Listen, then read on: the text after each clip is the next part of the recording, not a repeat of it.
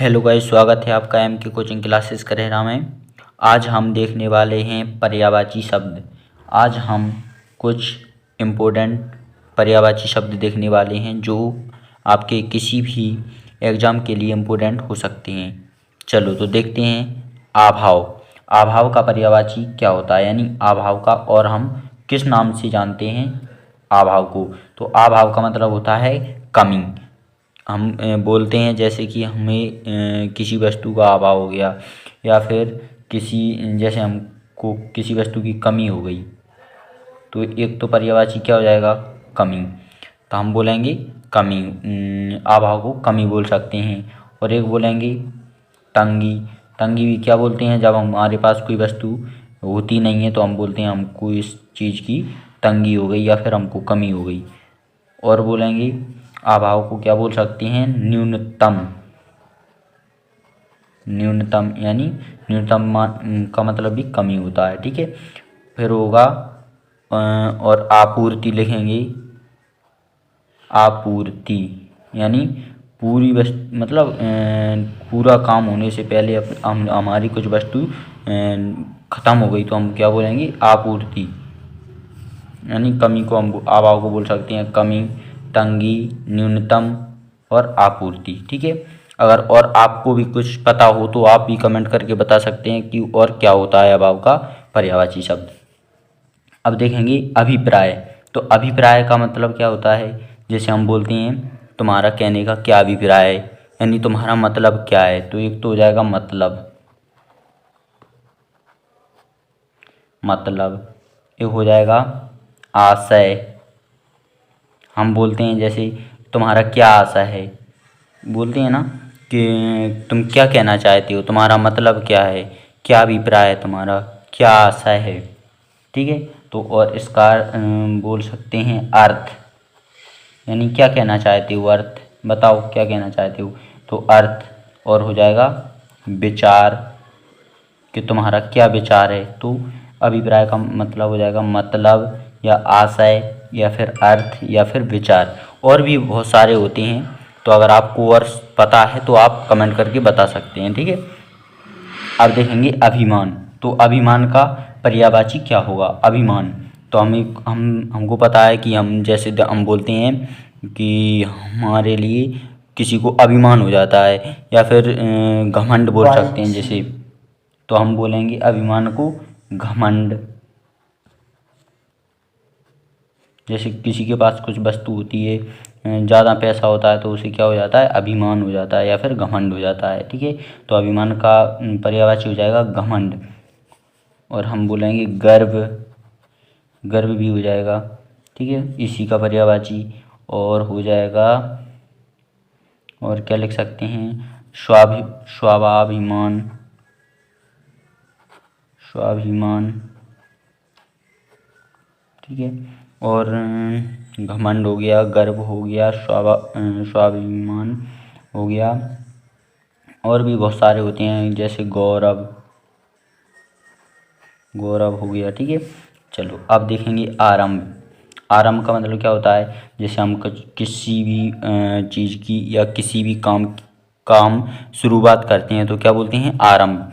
तो हम बोलेंगे शुरुआत। शुरुआत, ठीक है। तो शुरुआत बोलेंगे आरंभ को। और हम बोलते हैं हम बोलेंगे कि श्री गणेश। हम बोलते हैं ना किसी काम को शुरू करना है तो क्या हम कहेंगे, चलो श्री गणेश कर लें, यानी प्रारंभ कर लें। श्री गणेश हो जाएगा, शुरुआत हो जाएगा। और सूत्रपात, ठीक है। चलो अब देखेंगे आशय। तो आशय का पर्यायवाची शब्द, आशय का पर्यायवाची हो जाएगा, देखो अभी हमने बताया था आशय कहाँ है, आशय। आशय था ना अभिमान, अभिप्राय, मतलब, यानी इसी के पर्यायवाची ये भी हैं।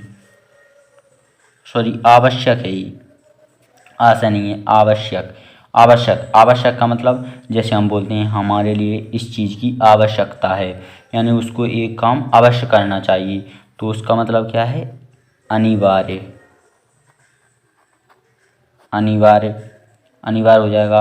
और हो जाएगा अनिवार्य को हम लिख सकते हैं जरूरी। तो आशय का आवश्यक का हो जाएगा अनिवार्य, जरूरी, ठीक है। और हो जाएगा बाध्यकारी, बाध्यकारी भी हो जाएगा।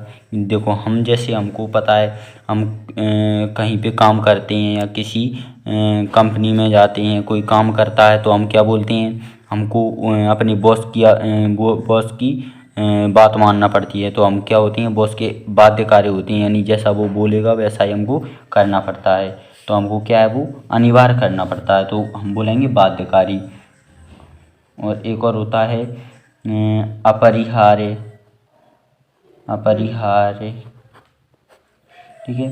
और बहुत सारी होते हैं इसके मतलब दूसरे अर्थ, यानी ये एक ही अर्थ निकलेगा, कई शब्द होते हैं ऐसे।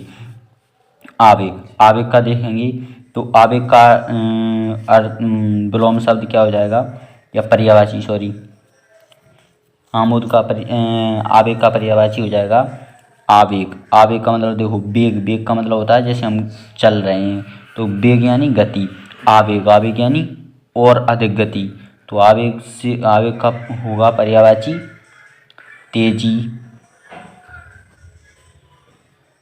यानी देखो हम बोलते हैं जिसका हम वेग नाप लें, यानी नाप ले तो उसे क्या बोलते हैं, इसकी इतनी वेग है। जिसका हम वेग नाप ही ना सकें तो उसे बोलेंगे आवेग।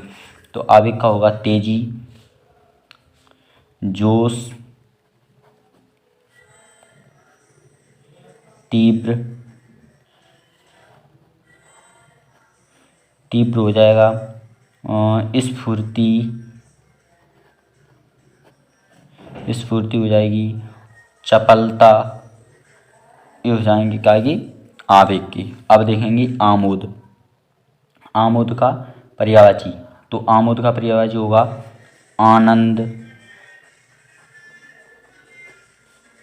हम बोलते हैं आनंद प्रमोद से भर गया, यानी आनंद, विनोद,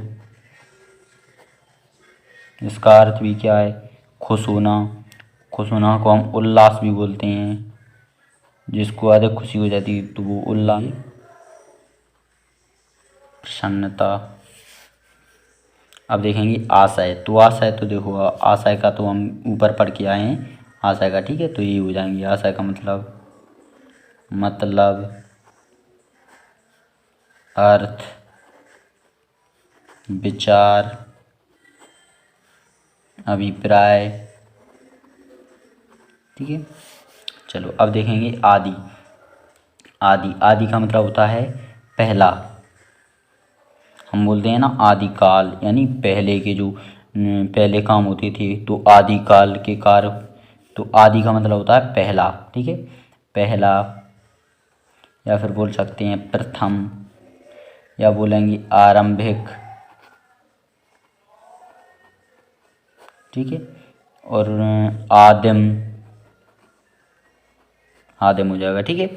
अब देखेंगे आचरण, तो आचरण का पर्यायवाची हम बोलते हैं उसके कैसे आचरण हैं, यानी उसका कैसा स्वभाव है,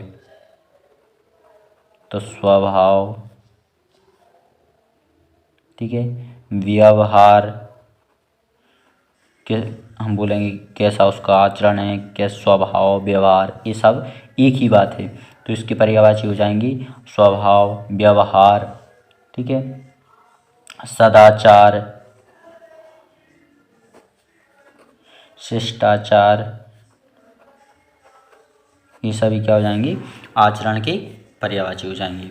अब देखेंगे आपत्ति, आपत्ति का पर्यायवाची, आपत्ति का पर्यायवाची हो जाएगी जैसे हम बोलते हैं हम पे आपत्ति आ गई, कोई सी आपत्ति का मतलब कोई कठिनाई आ गई, तो हम बोलेंगे आपदा, विपत्ति, मुसीबत,